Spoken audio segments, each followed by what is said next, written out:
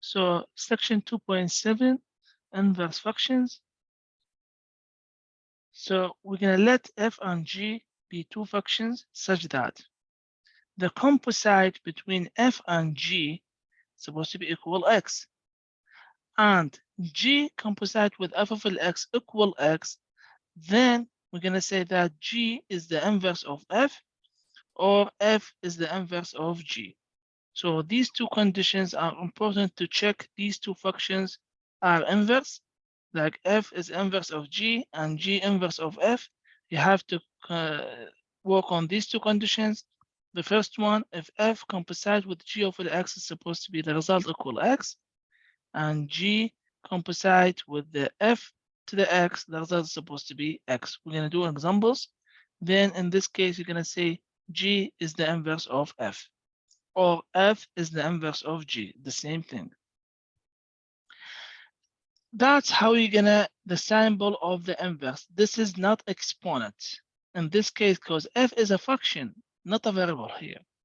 F is a function. That's why when you say f -1, only -1, it's mean this is the inverse of f. So this is the symbol of the inverse function. So let's write down these two conditions again. That's mean f with the inverse of f to the x is supposed to be equal x, or the inverse of f times, or not times, composite with f of x, the result is supposed to be also x. So just the difference here between these two conditions, this symbol, it's mean the function f with -1, it's mean the inverse, not exponents. -1 is not an exponent because f is a function, not a variable. This means this is the inverse of f. The domain of f must be equal to the range of g. So let's check that. I'm going to do a simple graph so you can know what that means. So we have two functions. Let's say this is x, and here is the y. Here is x, and here is y. This is the f function. This is the domain of f, and this is the range of f. The inverse is going to be the opposite function. This is the inverse. This is the f, and here is the inverse. So the domain of the inverse, first of all, let's write down the domain of f, domain of the f function. Where's the domain, which is this one, is the same thing. It's the range of f inverse, because here is f inverse. This is going to be the range of f inverse, and the range of f, which is the y. Here is the range of f, which is y, is going to be the same thing, which is the domain of f inverse.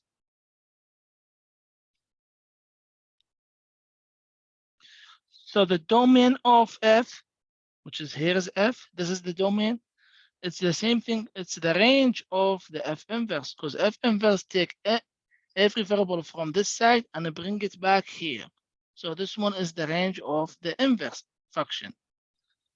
The range of f, which is here, equal the domain of f inverse. This is the domain of f inverse. That's what it says here. Can write it down. It says the domain of f must be equal to the range of g. So in this case, I'm saying this is the g. The same thing. G is the inverse function. The domain of f is equal to the range of g. And the range of f, which is here, is going to be equal to the domain of the inverse. Let's put down here inverse, because we use the inverse, and that's it. The domain of f must be equal to the range of the f inverse, and the range of f must be equal to the domain of F inverse. That's how it looks like. So don't worry about G.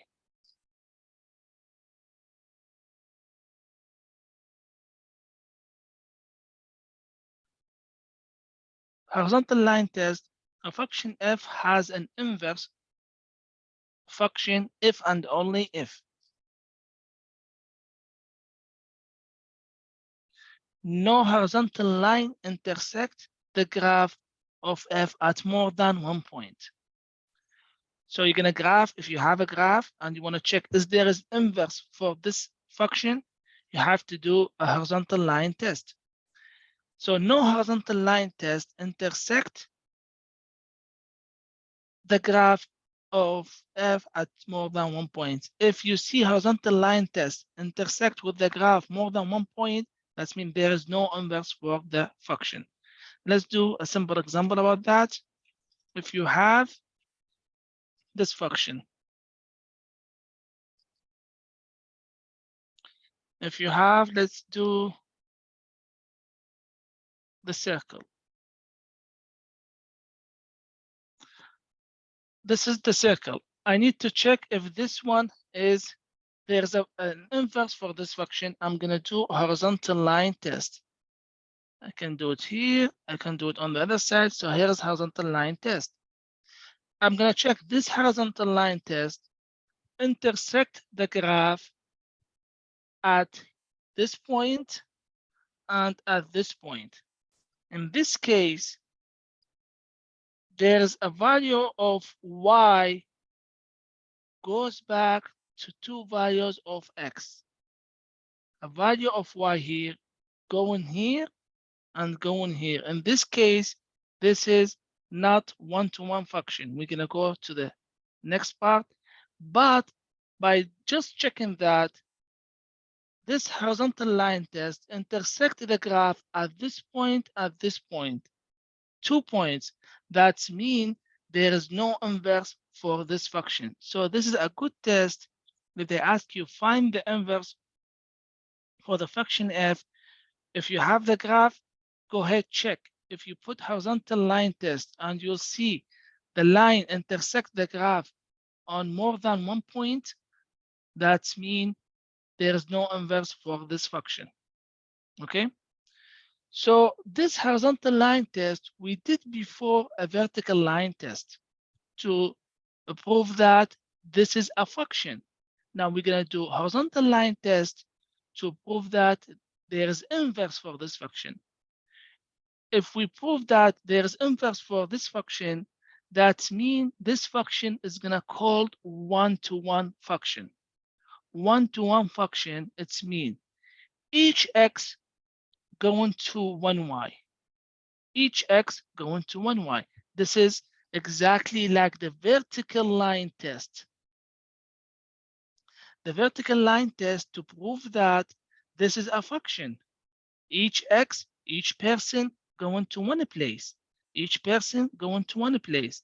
Now we're going to do horizontal line test. This is the vertical line test.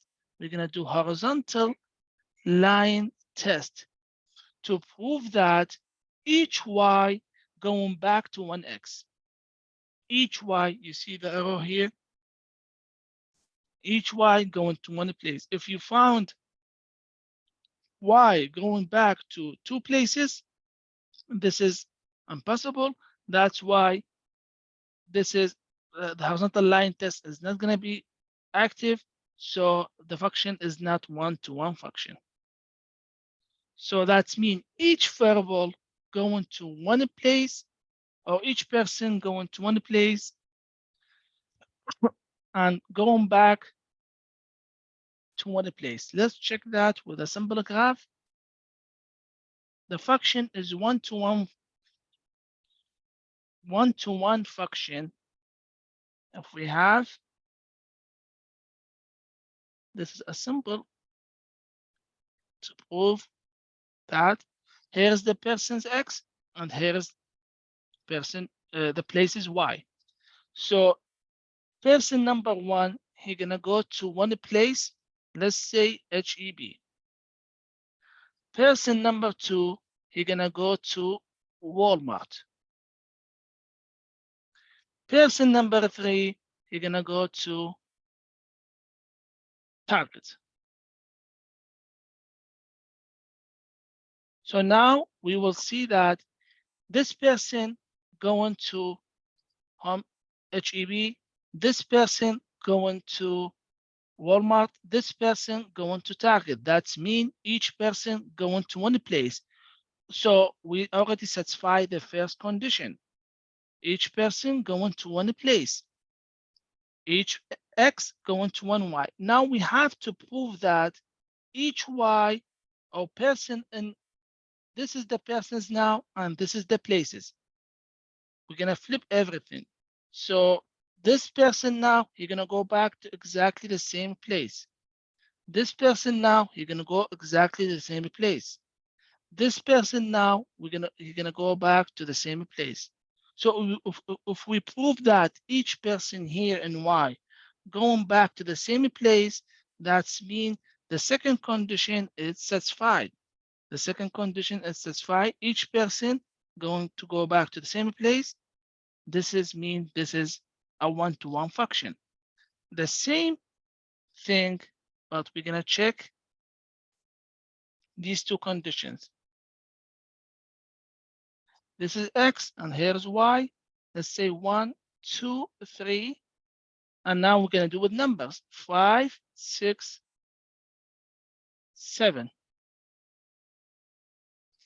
Person number 1, you're gonna go to place 5. Person number 6, you're gonna go to place 2, going to place 6. And person number 3, you're gonna go to place 7. So if you look here, each person going to one place. So the first condition satisfied. Now let's check. I'm giving you the graph and you have to tell me it's one-to-one or no. So the graph is going to be already set up. Now the same thing, but we're gonna do another line from here to here.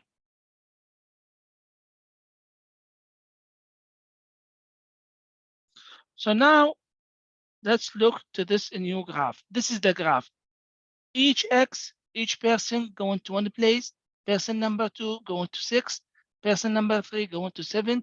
The first condition is satisfied. Let's check. Each person here going to one place here. 5, you're gonna go to 1. 6, you're gonna go to 2.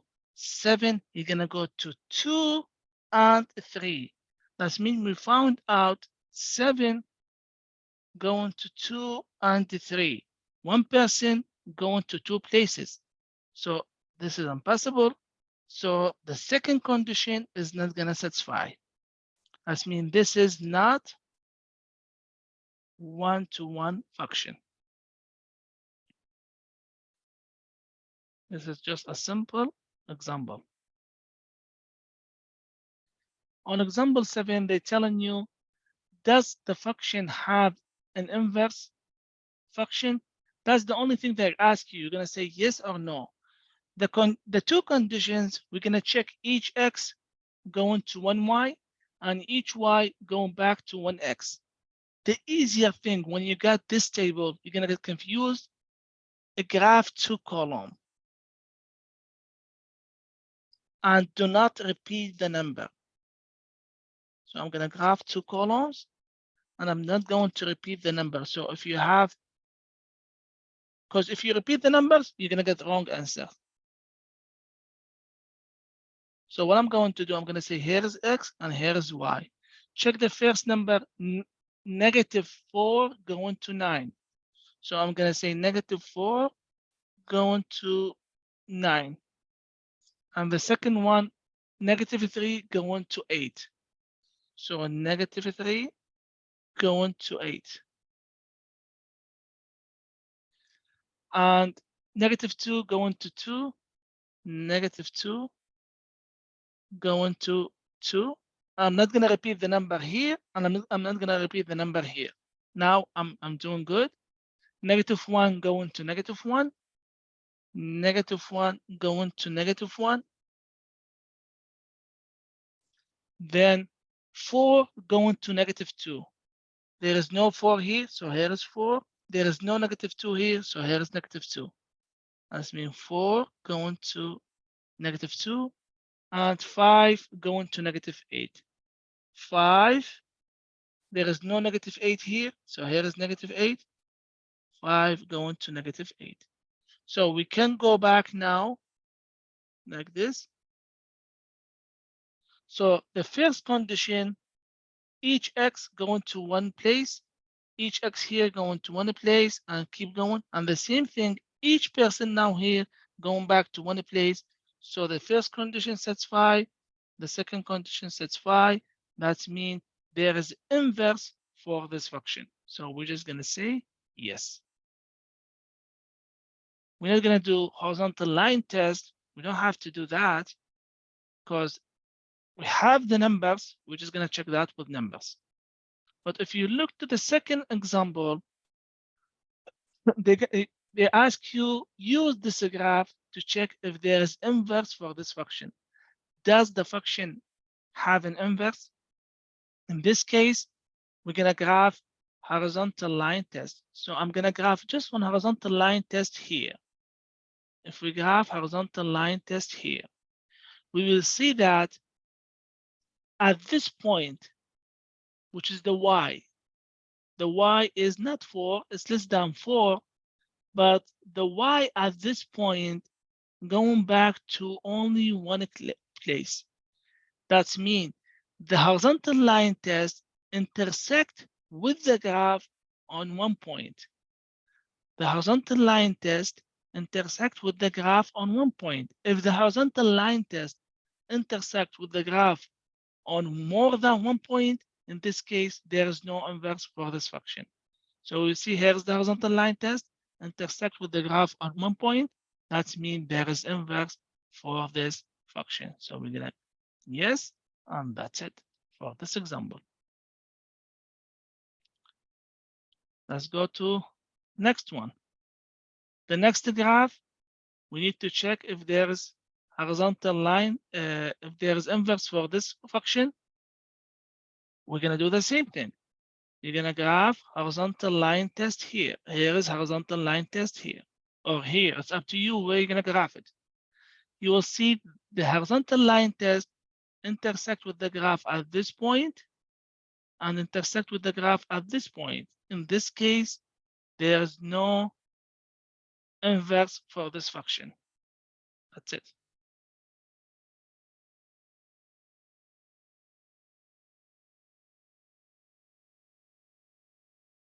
Let's do example 10, and we're gonna check that. Again, do not try to find if there is an inverse for this function by just looking to the table. Do this graph. Do this one, and it's easier to find if there is inverse or no. So do not repeat the numbers again. Do not repeat the numbers. So here is x and here is y. I'm gonna check that 5 going to 10. 5 and here is 10. So I can just do like this. 6 going to 7. 6 going to 7. I can do this. Now 7 going to 6. 7 going to 6. Until now, I'm not repeating the number. Now we have 8 going to 7. 8. I'm not gonna write down 7 because I already have 7. So 8 going to 7. 9 going to 10. Need more space. So 9. Here's 10. So I don't have 9 going to 10. I don't have to repeat the number. So 9 going to 10. And 10 going to 15. 10 going to 15. So by just looking to the graph, y 10 gonna go back to two places, which is 5 and 9. And we have another one, which is 7, going back to two places, which is 6, and 7 going to 8. And this is impossible. The second condition is not going to satisfy because we found that here's a y 10 going to 2x's and 7 going to 2x's. That means this is not, there is no inverse for this function. We're just going to say this one. There is no inverse for this function. So to verify that f and g are inverse functions, so we have two conditions. The first one, we need to prove that f g of x is going to be equal x. Let's first of all write down, here's our f function, which is x cubed plus 3. And g of x equal the cubic root of x minus 3. This is the first condition. I need to find out the composite f composite with the g with respect to the x is going to be equal x. That means f g of x equal. Here is f is outside. G of x, which is the inside function, here's the inside function equal what? Here's g of x, which is the cubic root of x minus 3. So if you look here, what they're telling you? They're telling you f, what I'm going to put here, the function g of x. So I'm going to put here cubic root. I'm going to type the cubic root. I need to check that. So to type the cubic root, you're going to click on the functions. Here is the cubic root of x minus 3. X minus 3. So that's the first thing they're telling you to plug in here. Because f composite with g of x, f is out, g of x, which is cubic root of x minus 3. Now the next step, we're going to plug in this one in f function. That means this one is going to be equal. Plug in this one in f function. Here is f function. I'm going to plug in everything here instead of this x. So I'm going to open parentheses. Here is the cubic root of x minus 3 cubed, because I'm going to plug in everything here instead of this x. Everything here instead of this x. So here is, imagine this is the x cubed. I'm going to take out just the x and put everything here. Plus 3. Now we need to simplify this one. How are we going to simplify this one? Cubic root of x minus 3 cubed. That means this one cancel with this one. The left is equal. From here is just the x minus 3 and the plus 3. Negative 3 plus 3 is going to be x. So we prove that the first condition, f composite with g of x equal x. So this one, f composite with g of x equal x. So this is right. Now we need to prove that the opposite thing. So here is 2. That means I'm going to put here just x. The second one, g composite with f of x, we're going to do the reverse thing. G composite with f of x is supposed to be also equal x. Now g composite with f of x is going to be equal. Here's g. F of x, where is the function f of x? Here's f of x. I'm going to write down f of x here. Now I'm going to plug in x cubed plus 3 in g function. So here is g function. What I'm going to do, cancel this x and put x cubed plus 3. So it's going to be the cubic root of x which is now we have x cubed plus 3, and everything is minus 3. Now cancel this with this one, because 3 minus 3 is going to be 0, and it's going to be the cubic root of x cubed. Cancel the cube with the exponent, the left is going to be just x. So the second condition also right. So what I'm going to type here, I'm going to type here this one, g of x cubed plus 3. And here, the result is going to be just x. That's it for this example.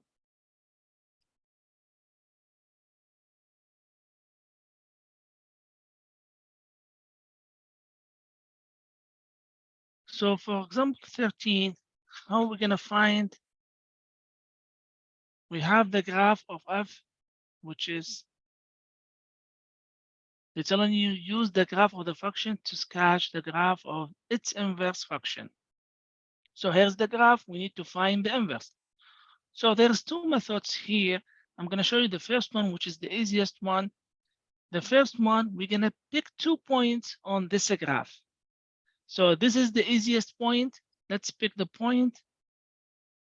For f, I'm going to choose 2 points, which is the first one here, which is 0, 2. The coordinate for the point is 0, 2. And I'm going to pick another point on the graph. Let's check another point. We can take 2, and we can take 2 and 3 because this is a, we can take 1 here, 1.5, and 3 because going here. Yes, we can choose 1.5 and 3. 1.5 and goes to the 3. So I picked 2 points on the graph. And now the next step, what I'm going to do to find the inverse, what I'm going to do, I'm going to flip these 2 points. I'm going to say this is 2, 0, and this is a 3 and 1.5. So this is the easiest way to find if you have a graph. So let's look here. Which one is going to be the right? I'm going to go to the options, and I'm going to look if I graph the new point is going to be on which graph. Let's see these 4 options. 2, 0. Let's check. If I put 2, 0, here is 2, 0. But the second point is 3. Here's a 3. And 1.5. 1.5 is going to be here. So here's the other point, and here's the first point. This graph is going to the opposite side. We have to get a graph going like this. So now I can choose this one. The same thing here. This is the same point, and the second point is a 3, 1.5. This point is a 3, 1.5. Here's a 3, and here is 1.5. So the point here is supposed to be. That means this is not the inverse. This one, here is a 3, and here is 1.5 here. Here is the second point. So this is not the inverse for the graph. If you look to this one, here is the first point, 2.0. And the second point is a 3 and 1.5, which is here exactly on the graph. That means this is the right option. So I'm just going to go ahead and select this one.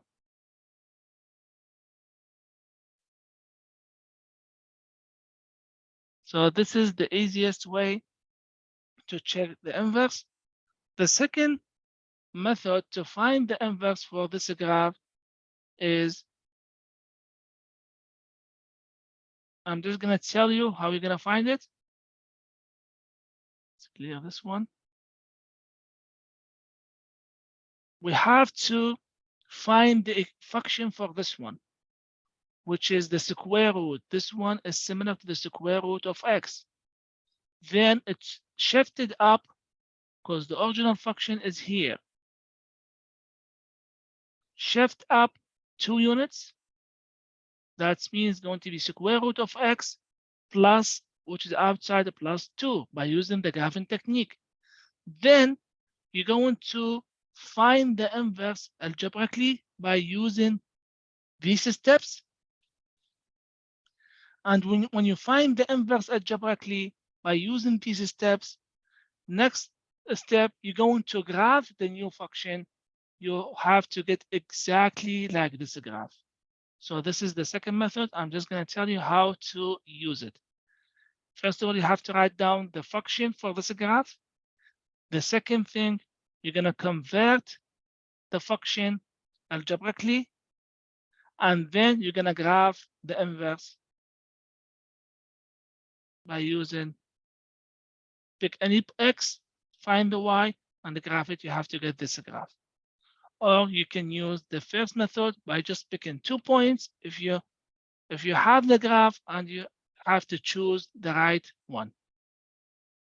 The same thing with this one, with example 14. Let's take 2 points from the graph and check which one is going to be the inverse. So for 14, I'm going to pick 2 points for f. Here is the first point. I'm going to choose the point. I can choose 1, 1, which is here. And I can choose 2. If you go to 2, it goes here. Okay, 2 and 4.5. So I can choose 1 and 1. And the second point is 2, 4.5. To find the inverse is going to be, this is going to stay exactly the same thing, 1, 1. And this point is going to be 4.5 and 2.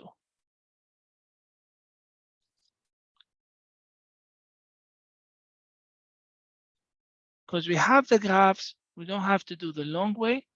Now we're going to check which graph is going to be the right inverse. First of all, if you look to this graph, this is not going to be the inverse for the original graph. Because check the difference. This one look like this, and this one look like just the u, the x squared. So I'm going to cancel this graph right away. Now let's check which one is going to be from these.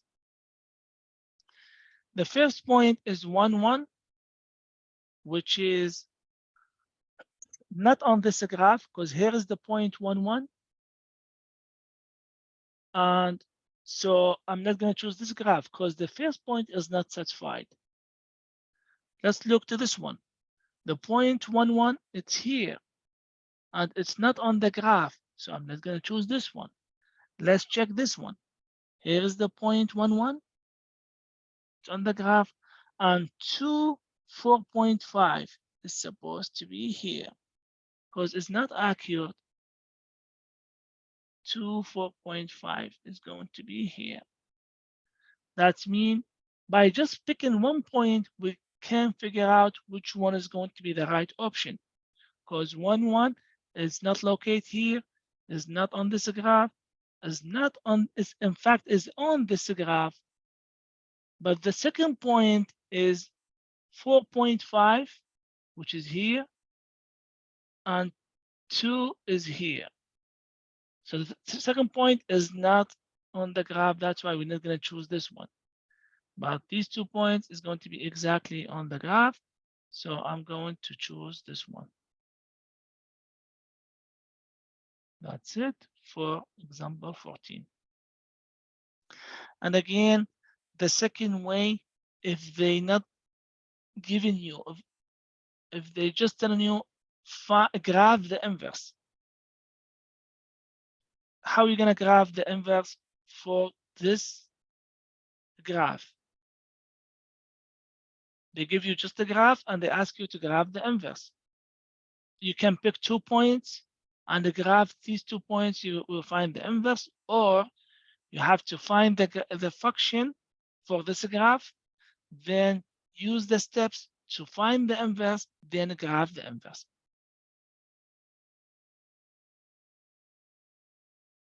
So question 15, two functions, f of x is x minus 7, and g of x is going to be x plus 7. So now let's check to find algebraically. That means we're going to find the inverse or satisfy. The first thing verify if f and g are inverse. So we're going to check if f and g are inverse. So we're going to do the first two conditions. Is f composite with g of x is supposed to be equal x. That means f composite with g of x is going to be, here is f, and g of x is x plus 7. Now I need to find f to x plus 7. I'm going to plug in x plus 7 here, an f function, instead of this x. So it's going to be x plus 7 minus 7. That means it's going to be x plus 7 minus 7. 7 minus 7 is 0, so the left is just x. That means the first condition is satisfied. The second condition is g composite with f of x. Here's g, and here is f of x, which is f of x is x minus 7. So now we're going to plug in x minus 7 in g function. So here is x minus 7, and instead of this x, a plus 7. So it's going to be the same thing, x minus 7 plus 7, and negative 7 plus 7 is going to be just x. The second condition is satisfied. So we prove that f and g are inverse. So I'm going to put the first one here is x plus 7, x plus 7, and here is going to be x plus 7 minus 7, x plus 7 minus 7, which is exactly like this step. And the last one here is going to be the result, just x.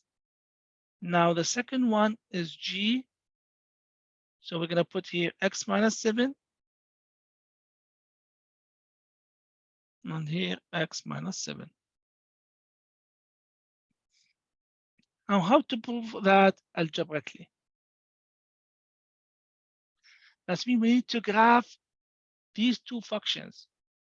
So how am I going to graph these two functions? We have f of x equal x minus 7, and we have g of x equal x plus 7. These are two linear equations. How to graph the linear equations, it's up to you. You can choose 3 points, y equal x minus 7, and I'm going to say here y equal x plus 7. Or I'm going to choose 3 points, plug in these 3 points, 3 x's to find the y, and then graph it. Or you can use the intercepts. To find x-intercept, you're going to let y equal 0. So I'm going to let y equal 0. That means 0 is going to be equal x minus 7. Move the 7 to the other side, so x is going to be equal 7. That means the first point, x is 7, y is 0. This is the x-intercept. To find the y-intercept, we're going to let x equal 0. I'm going to plug in 0 here. That means y is going to be 0 minus 7. In this case, y is going to be equal negative 7. So the second point is going to be x is 0 and y negative 7. By finding the x-intercept and the y-intercept, we can graph this line. This is the graph of f. The graph of g, we're going to do the same thing. We're going to find the x-intercept. I'm going to write down here x-intercept so you can know. And this is y-intercept. The same thing here. To find the x-intercept, we're going to let y equals 0. Plug in y equals 0. So it's going to be 0 equal x plus 7. That's mean move the 7 to the other side. So negative 7 equal x. So the point is going to be negative 7 and 0. This is the x-intercept. Now we're going to find the y-intercept. So we're going to let x equals 0. We're going to plug in 0 here. That's mean y is going to be 0 plus 7. So y is going to be equal 7. So 0 and 7. So this is the y-intercept. So to graph these 2 points to find the line of f of g and these 2 points to find the line of f. So 7, 0. So here is f and here is g, the blue one. 7 and 0. So if you look here, 7, this is 6 and 0. So I'm not going to choose this one. This is 5 and 0. This is 7 and 0. And this is 7 and 0. So this is okay with f. The second point is 0, negative 7. So in this case, I'm not going to choose this one and I'm not going to choose this one. The first point is right. This is 7, 0 and 7, 0. Let's check the second point, 0, negative 7. If you look here, negative 5, negative 6, negative 7. So this is okay. If you look here, this is the second one is negative 5, negative 7 and 0. 0, negative 7. So this is okay, right? That means f function here is right and here also is right. Let's check the g. The g we have the first point negative 7, 0. So here is negative 7 and 0. And the second one is 0, 7. So if you look here, 0, 7. But if you look here, this is 0, 5, 0, negative 5. So this is wrong. This is the right option. So I'm just going to choose this one and that's it.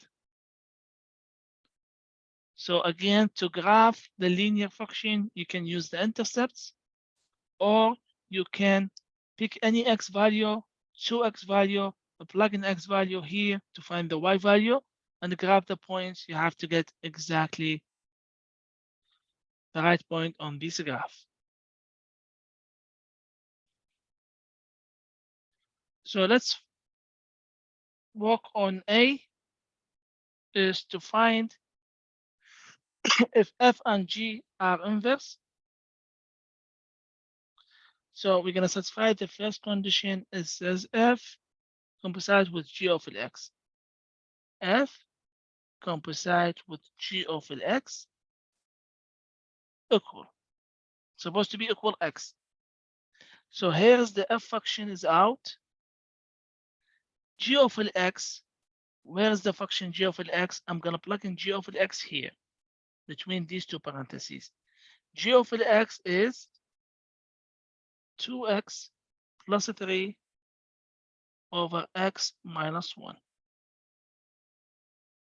Now, here's the thing. I know it's a little bit confusing here, but if you remember before, if we have this function f of x equal x plus 1, when you need to find f to the 2, you're going to plug in 2 in f function. That means you're going to plug in 2 instead of each x here and here. Now, what do we have? We have f to this one. That means I'm going to look to the f function and I'm plugging the whole thing here instead of this x. F to the x equal here is x and here is x. What about if f to this part? That means I'm going to plug in the whole thing here instead of this x and instead of this x. So it's going to be look like this.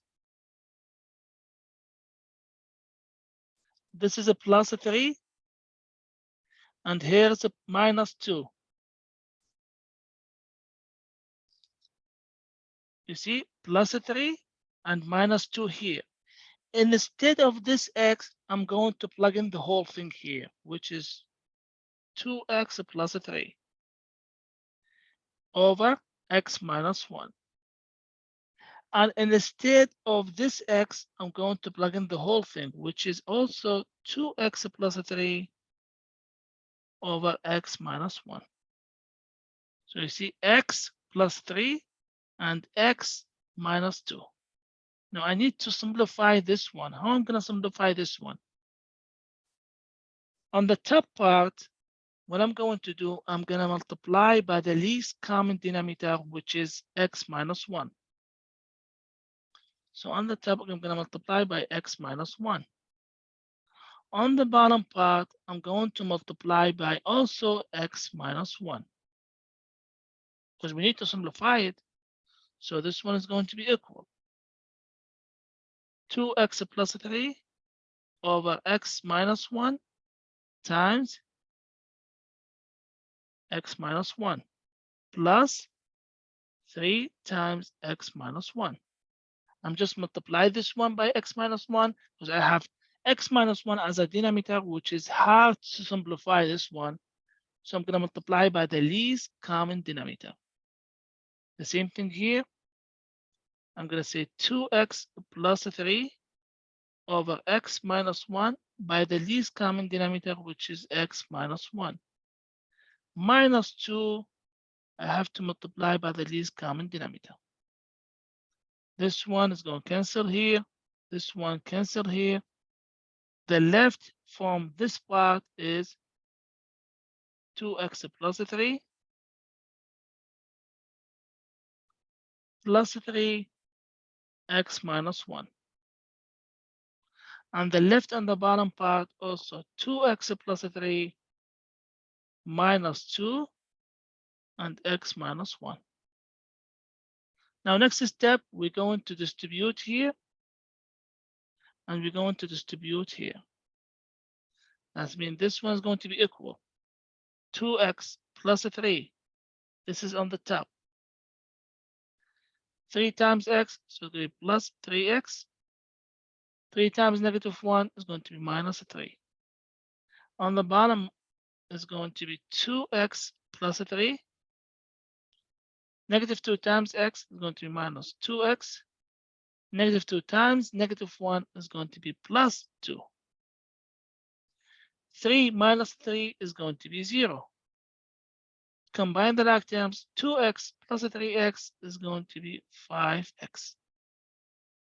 Here, 2x minus 2x is going to be 0. 3 plus 2 is going to be 5. Now I have multiplication here, and here's I can cancel 5s. The left is just x. This is for the first part of example 17. We're going to do exactly the same thing with the second part. The second part, we have g f to the x. That's mean g is out, f of the x, which is this function.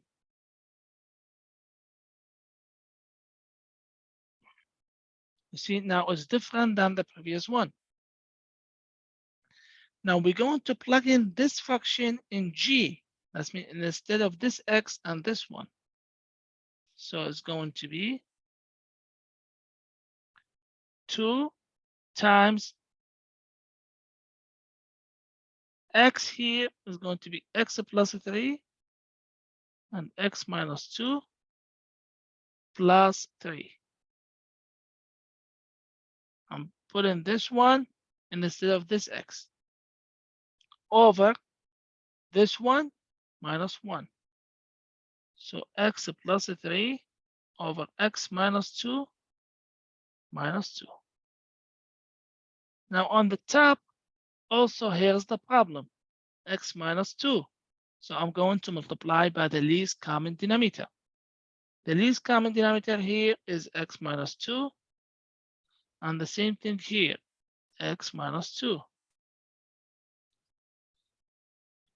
So I'm going to multiply this one here. So it's going to be equal. Here is the 2, x plus 3 over x minus 2 times x minus 2. Let's keep going. Plus 3x minus 2. On the bottom part is going to be x plus 3 over x minus 2 times x minus 2 minus 2 times the least common denominator. Cancel this one with this one. What's the left on the top? 2x plus 3 and the plus 3x minus 2. That's what the left on the top. Over on the bottom, cancel this one with this one. The left is x plus 3 minus 2 and x minus 2. We're just simplifying. Then we have to keep going until our result is x like the first one. We're going to distribute here. So 2 times x is going to be 2x. 2 times 3 is going to be 6. Plus 3 times x is going to be 3x. 3 times negative 2 is minus 6. Over. We don't have to distribute because it's 1. So x plus 3.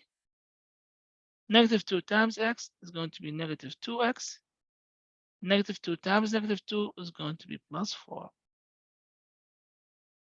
Next step, we just have to combine the log terms. 6 minus 6 is going to be 0. 2x plus 3x is going to be also 5x. X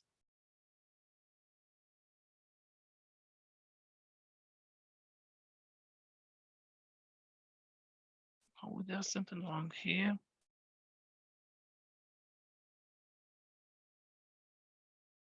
So here is the right thing.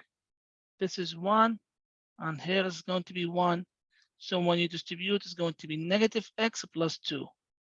That's mean this one is going to be negative x.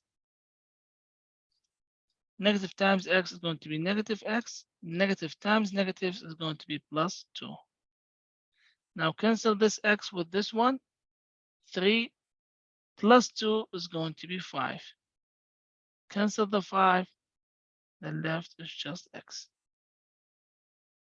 That's it for this example. We already found out G and F are composite. You're going to plug in everything here. Let's plug in.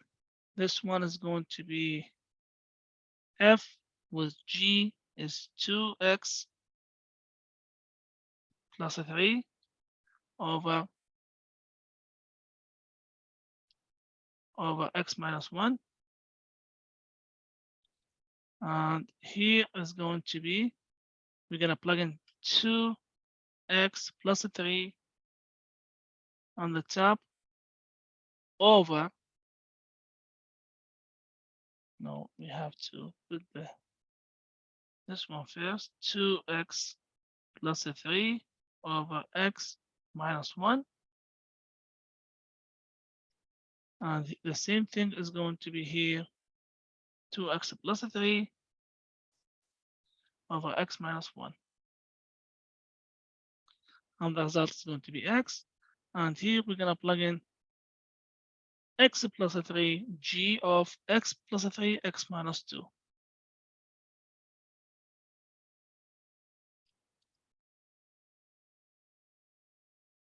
2. It's going to be here. The same thing, x plus 3, x minus 2.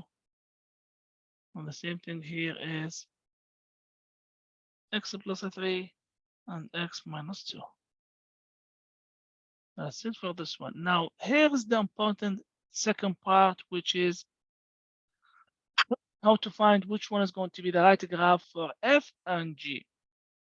You have to go back and graph this one by using as a rational function by finding the asymptote, the x-intercept, y-intercept, and pick points to graph it. And the same thing for this one. You're gonna graph it by finding the asymptotes, vertical, horizontal, slant asymptote, then find the x-intercept, the y-intercept. And if you can't figure out which one is going to be the right graph, go ahead and choose extra points to find which one is going to be the graph of f and g. And be careful. When you graph f, you have, for example, you're going to get this graph, and here's the next part, because it's a rational. We have two parts. Then when you graph g, it's going to be the blue one, which is this one and this one. By just locating the asymptotes, you're going to figure out which one is the right one. The asymptote here is x equal 2. So we're going to look x equal 2 for the f function, which is the blue one, 1, 2. You see there's an asymptote here. There's an asymptote here, x equal 2. Yes, but this one is almost, yeah, here is because we have to find follow the black one, because f of function is the black one. And the black color here, asymptote, it's 2. So in this case, you can't use just the asymptote. You have to find the x-intercept and the y-intercept. So that's why we have to use exactly the same steps when you graph rational function. Example, consider the function. We have the function f of x equal, and I'm telling you, this is the important part, x cubed plus 1. Now we need to find the inverse. Check the first step. The first step they're telling you is use horizontal line test to check the function has an inverse or no. We don't have a graph. But if you graph this one, you can use the horizontal line to check if there is inverse for this function. And there's inverse for this function. You're going to find there's inverse. Step 2, replace f of x with y. That means going to be y equal x cubed plus 1. Just follow the steps exactly the same thing. Replace f of x with y. Step 3, solve the function for x. Now we need to solve this function for x. That means I have to keep x in one side. So to keep the x in one side, I'm going to move the -1 here. So -1 from both sides. So it's going to be y minus 1 equal x cubed, which is the same thing, x cubed equal y minus 1. Now, I didn't finish because I need to solve it for x. I'm still working on this step. Next step, I need to find the value of x, not x cubed. So I'm going to take this cubic root for both sides. The cubic root of y minus 1. The cubic root of x cubed is going to be x. And keep this one by itself. Next step, replace each x with y and y with x. So when I found x, I'm going to replace it with y. And when I find y, I'm going to replace it with x. Here is the new function. Replace y with the inverse. equal the cubic root of x minus 1. So now here is our function f, and here is the inverse. This is the inverse for this one.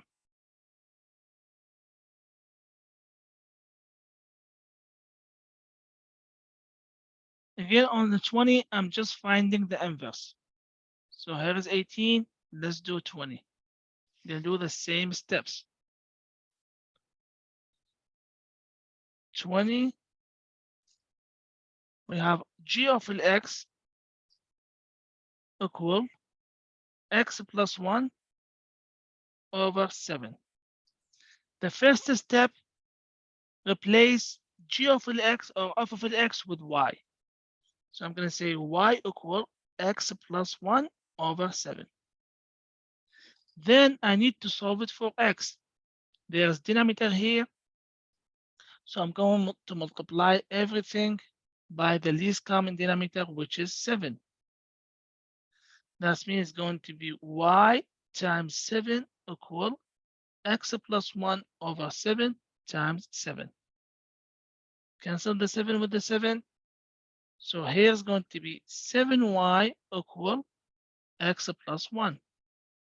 I need to solve it for x, not for the y. So be careful here. So move the negative 1 to the other side. That means 7y minus 1 is going to be x. In this case, x is going to be equal 7y minus 1. Now what I have to do, we already solved the function for x. We're going to go back and replace each x with y and each y with x.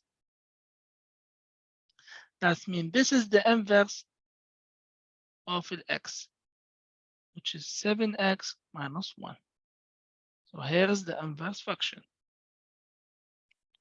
So, sorry, because we work with g of x, so we have to put the g inverse of x. So here we're just going to type, we're going to say yes, g has an inverse, which is 7x minus 1. 7x minus 1.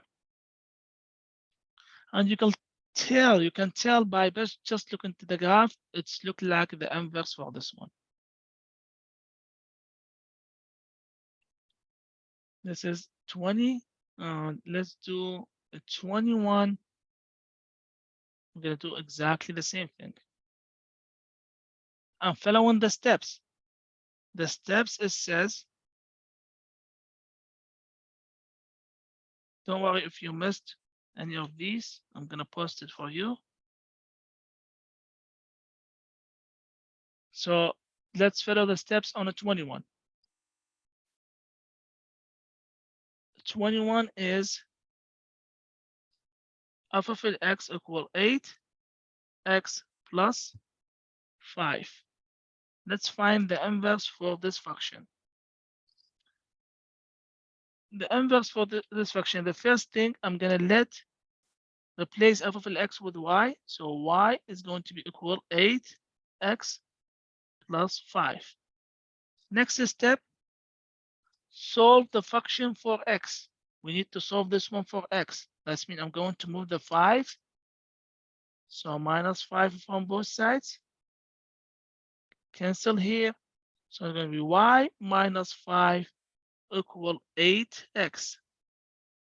Then I need to solve it for x. That means I'm going to keep x in one side. So divide both sides by 8. That means y minus 5 over 8 is going to be equal x. That means x is going to be equal y minus 5 over 8.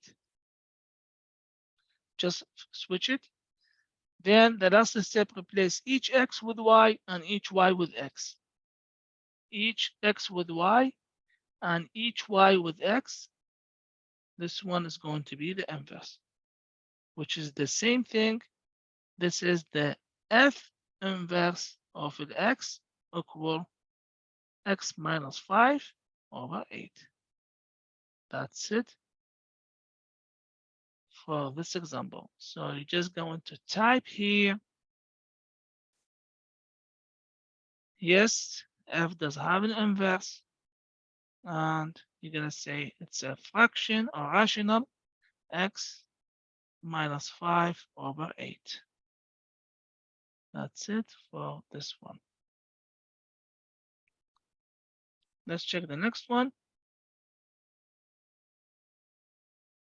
Next example, it's just p of x equal -1. Let's check if there is inverse for this function. I'm going to go back to this one. Let's solve 23 first. 23 is, we're going to do the same steps. F of x equal the square root of 4x plus 2. First of all, we're going to replace f of x with y. Then next step, we need to solve it for x. How I'm going to solve this one for x and it's under the root? I'm going to square both sides. So it's going to be y squared equal 4x plus 2 squared. That means y squared is going to be equal, cancel this one with this one. So it's going to be 4x plus 2. I need to solve it for x. That means I have to keep x on this side. So move the 2, minus 2 from both sides. You cancel. So it's going to be y squared minus 2 equal 4x. Then next step, I'm going to divide both sides by 4. That means it's going to be y squared minus 2 divided by 4 is going to be equal x, which is mean x equal y squared minus 2 divided by 4. Then I'm going to change each x with y and each y with x over 4. So this one is the inverse of this function, which is f inverse is going to be equal x squared minus 2 divided by 4. And if you type it like this, the same thing is going to be right.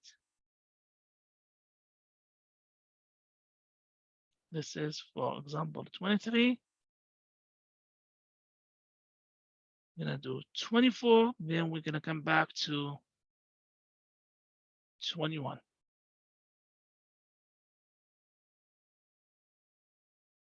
So let's find the inverse for this function.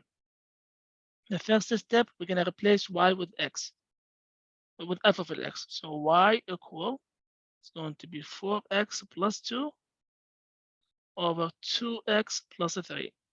Now we need to solve it for x. How are we going to solve this one for x? That's the important step in this example. First of all, I need to simplify it because this side is a rational. So I'm going to multiply by the least common denominator. The least common denominator here, which is 2x plus 3.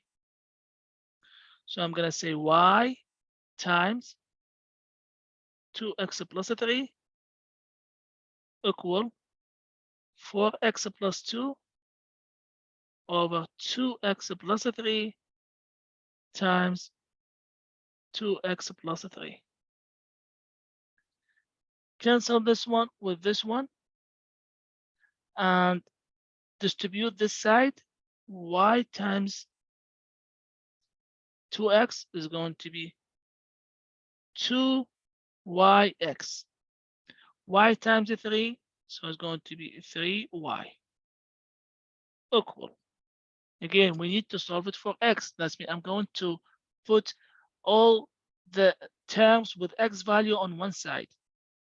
The left from this side is 4x plus 2. Where is the terms with x? I have this term with x, and I have this term with x. So I'm going to move this one here and move the y to the other side. So I'm going to say minus 3y, minus 3y here, This is cancel. The left here is 2yx equal 4x plus 2 minus 3y. Now, next step, I'm going to move this x here because I need to combine the variable with the same x so we can solve it for x. This is cancel. So it's going to be 2yx minus 4x equal 2 minus 3y. Now, if you look here, I'm going to take the x as a common between these two terms. So here is the x, the common, and the left here is going to be 2y minus 4, because 2yx divided by x is going to be 2y. Negative 4x divided by x is going to be negative 4. If you type it here, it's the same thing. Equal 2 minus 3y. I need to solve it for x, so divide both sides by everything here. By 2y minus 4 and by 2y minus 4. This is the longest one. Cancel here. X is going to be equal 2 minus 3y over 2y minus 4. Now we're going to replace each x with y and each y with x. So in this case, y is going to be equal 2 minus 3x over 2x minus 4.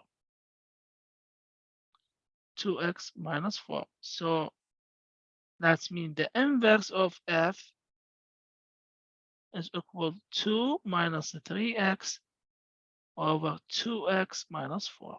That's it for this example.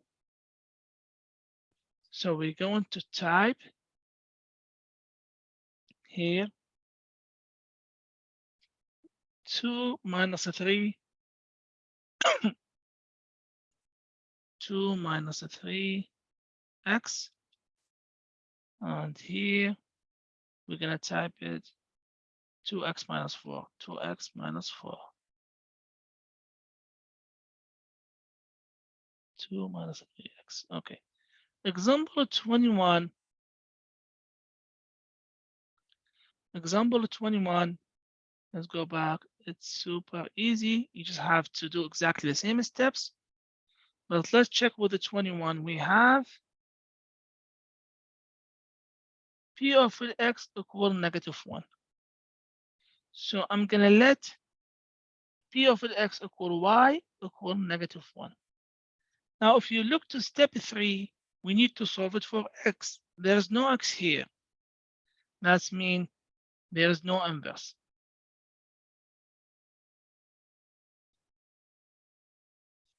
That's it for this example. You're going to type there's no inverse, and here you're going to type does not exist. That's what they're telling you. Enter D and E, that means does not exist.